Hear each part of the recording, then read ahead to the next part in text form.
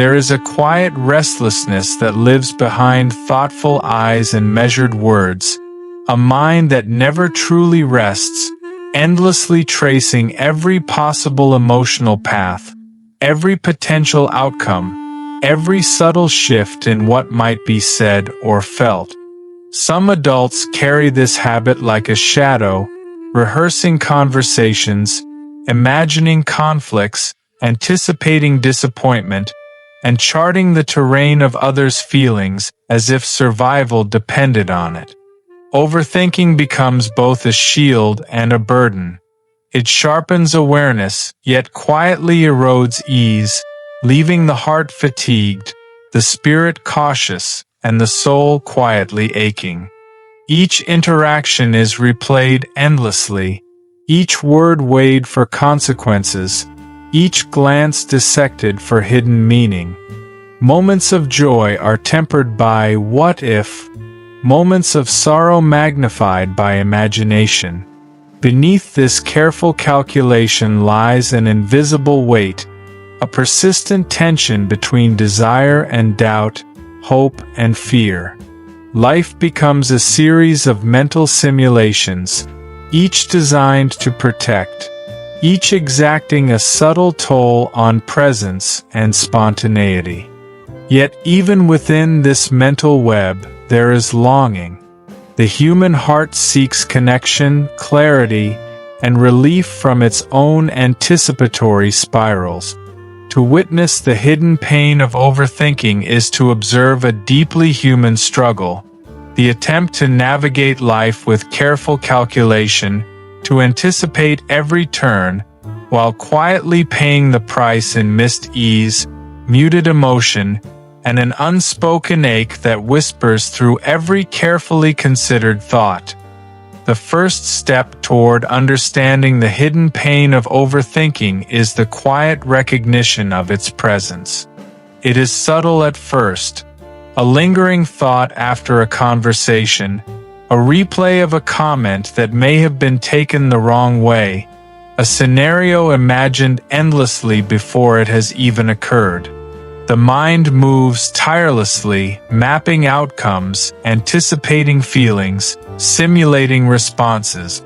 This mental rehearsal, once occasional, gradually becomes a constant companion. Those who overthink often notice it in ordinary moments. A simple text may trigger hours of analysis. Did I say the right thing?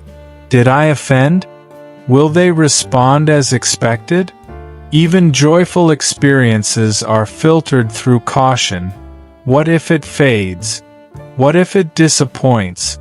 Each imagined possibility carries its own weight, its own subtle ache, and the mind treats every outcome with equal seriousness. Recognition is not judgment. It is an observation of the patterns that dominate inner life. They may notice tension in their body, a restlessness that lingers even in stillness, or a sense of fatigue that comes not from physical exertion but from the relentless churn of thought. In seeing these mental loops, the individual begins to confront the paradox of overthinking, the attempt to protect oneself from disappointment, to anticipate every risk, yet in doing so, creating a quiet suffering that limits presence, joy, and connection. Recognition is the doorway, an acknowledgement that these thoughts, however protective, are both shaping experience and quietly shaping loneliness, creating the subtle emotional weight that defines the lives of those caught in the cycles of constant mental rehearsal. The roots of overthinking often begin quietly, in the tender, formative years of life. Early experiences teach the mind that caution is necessary, that emotions must be anticipated, and that vulnerability can carry hidden consequences. A child may witness the unpredictable moods of a caregiver, the subtle disapproval for mistakes, or the faint dismissal of expressed desires. In these early moments, the mind begins to catalog potential risks, learning to navigate the world by anticipating emotional outcomes before they arise. Even minor disappointments leave traces. A forgotten promise, a critical comment, or the absence of recognition subtly reinforces the message. It is safer to think ahead, to prepare, to rehearse. Emotions, once freely expressed, are gradually filtered, measured, and contained. The heart learns to anticipate pain, to simulate scenarios, and to weigh every action against imagined consequences. This careful calculation, though protective, lays the foundation for a lifelong habit. By adolescence, these patterns often solidify. They manifest as a persistent inner dialogue, questioning intentions, predicting reactions, and mapping hypothetical outcomes. Social interactions are parsed for hidden meaning. Relationships are approached cautiously, filtered through an unspoken algorithm of emotional rehearsal. Even moments of joy are accompanied by a quiet voice. What if it fades? What if it disappoints? The emotional beginning is not weakness. It is adaptation, a strategy born from experience, designed to minimize hurt and maximize safety. Yet in this protective rhythm lies the seed of hidden pain, the constant mental vigilance that isolates, exhausts, and shapes a life in which the mind runs ahead of the heart, and the silent ache of overthinking quietly colors every interaction, every hope, and every desire. The hidden pain of overthinking is rarely born overnight. Its origins trace deep into early life experiences, family dynamics, and the subtle patterns of human attachment.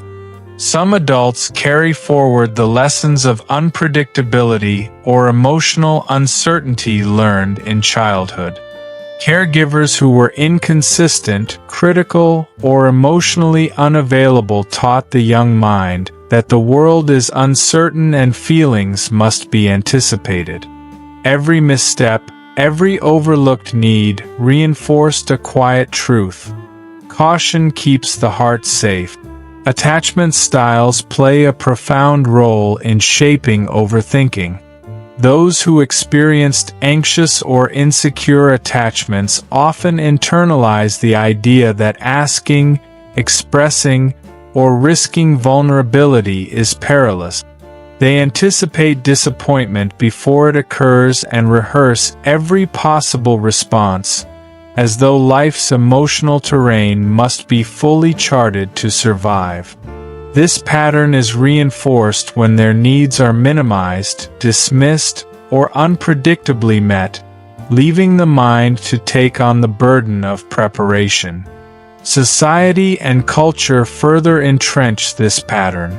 Subtle messages: be self-reliant, don't trouble others with your feelings, think before you speak, frame caution as virtue.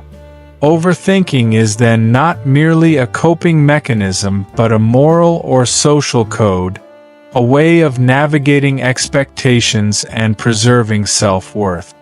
Even as these habits protect, they carry a quiet cost. Relational distance, muted spontaneity, and emotional exhaustion. The mind, so vigilant in preventing disappointment, becomes both architect and jailer. Recognizing these origins allows one to see overthinking not as weakness or flaw but as a learned, protective strategy, a delicate, intricate pattern born from human experience, designed to survive uncertainty, yet often isolating those who practice it most diligently. Overthinking is more than habit. It is woven into the body and mind through repeated patterns of thought and emotional response. Neuroscience reveals that constant mental rehearsal engages the brain's early warning systems. The amygdala, the region responsible for detecting threats, becomes hyper-aware of potential emotional risks, triggering subtle stress responses even in seemingly harmless situations. Each imagined scenario, every what-if, activates this network, heightening vigilance and keeping the body on edge. The prefrontal cortex, responsible for planning and evaluation, works overtime, analyzing and simulating countless outcomes. This overengagement creates a cycle. The mind anticipates pain to avoid it, yet in doing so, sustains anxiety, tension, and mental fatigue. Even positive experiences are filtered through caution, as the brain weighs potential disappointment against fleeting joy. Psychology frames overthinking as an adaptive strategy.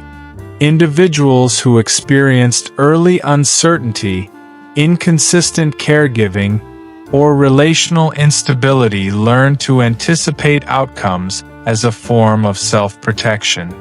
Rehearsing scenarios and predicting emotional consequences becomes instinctive, a survival mechanism that allows them to navigate relationships and decisions with caution. However, the biological and psychological adaptation carries a cost.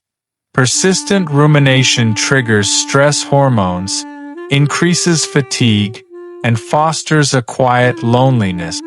Emotional presence is diminished, spontaneity curtailed, and joy tempered by anticipation of disappointment.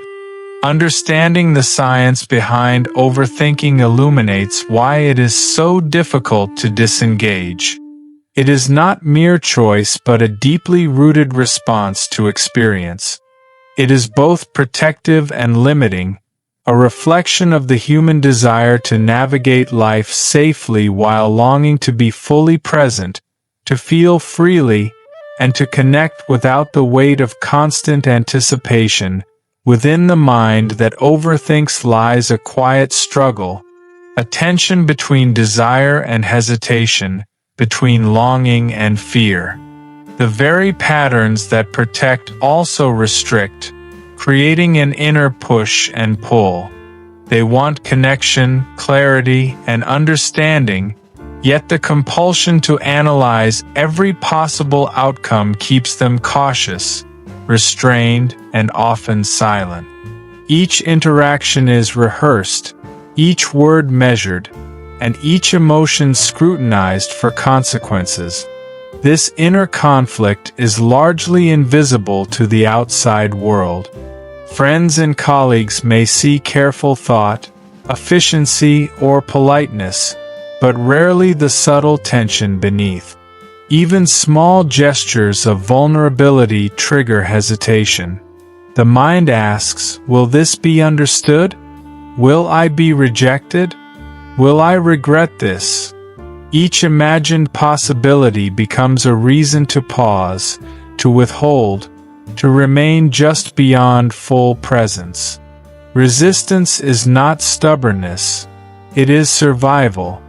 The mind, shaped by experience, knows that unguarded emotion can bring pain. Yet paradoxically, this same resistance fosters self-awareness. They notice their fears, their desires, and the patterns that have long guided them. The tension itself becomes a silent teacher, revealing the complexity of human emotional life. How protection can coexist with longing, how vigilance can accompany profound sensitivity. In this struggle, the cost becomes clear. Overthinking provides a sense of control but diminishes spontaneity, deepens loneliness, and limits engagement with life's fleeting moments. Recognizing this inner conflict is a step toward understanding the delicate balance of overthinking, the ways it shields, restrains, and isolates while simultaneously shaping a mind acutely attuned to the nuances of emotion, connection, and human possibility. there comes a moment, often quiet and almost imperceptible, when the mind begins to notice the cost of overthinking. The patterns that once felt protective, the endless rehearsals, the constant simulations, the careful weighing of outcomes, now appear constraining. The mental vigilance that sought to prevent disappointment has also muted joy, limited spontaneity, and created a subtle isolation. This turning point rarely arrives dramatically. It can emerge in the gentle observation of a conversation, in a fleeting sense of fatigue, or in the realization that moments of presence are rare. A thought surfaces. Am I living within my own anticipation rather than life itself? This awareness, often soft and introspective, signals the beginning of change. Recognition sparks insight. The individual begins to see the patterns clearly. The relentless mental rehearsal, the compulsion to predict every emotional outcome, and the toll it takes on relationships and personal peace. Even as fear of missteps lingers, they glimpse an alternative possibility, one where presence and engagement are not surrendered to endless calculation. The realization is both humbling and liberating. The mind understands that caution need not dominate experience, that vulnerability can coexist with safety, and that the heart can participate fully even when the future remains uncertain.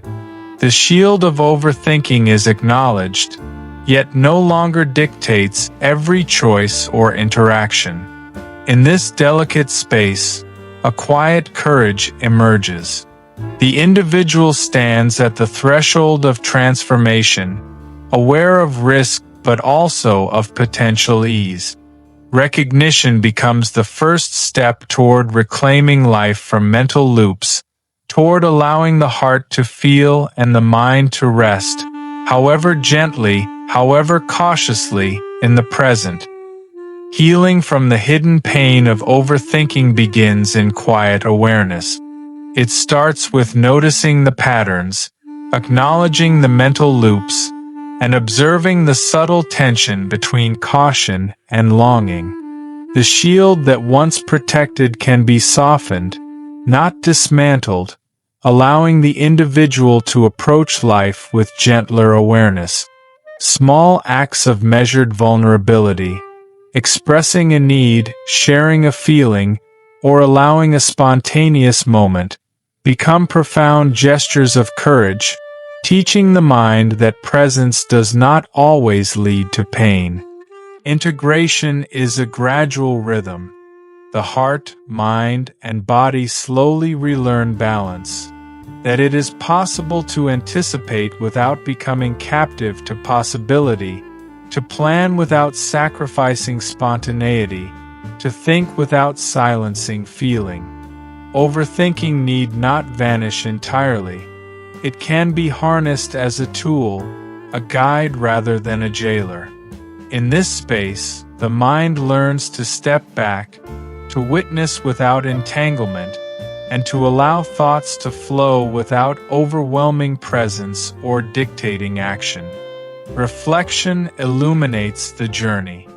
Every hour spent analyzing, every scenario rehearsed, reveals resilience, sensitivity, and attunement to life's subtleties. The hidden pain, once isolating, now speaks a quiet language of understanding, that awareness and rest can coexist, that caution and courage are not enemies, and that overthinking, while deeply human, can become a companion rather than a master. The story concludes with tender acceptance. To feel, to engage, to pause and reflect without losing oneself. These are acts of quiet bravery. Life, with its unpredictable currents, is embraced not with surrender to control but with mindful presence. In this gentle equilibrium, the human heart finds both safety and the profound beauty of living fully, thought and feeling intertwined, yet free.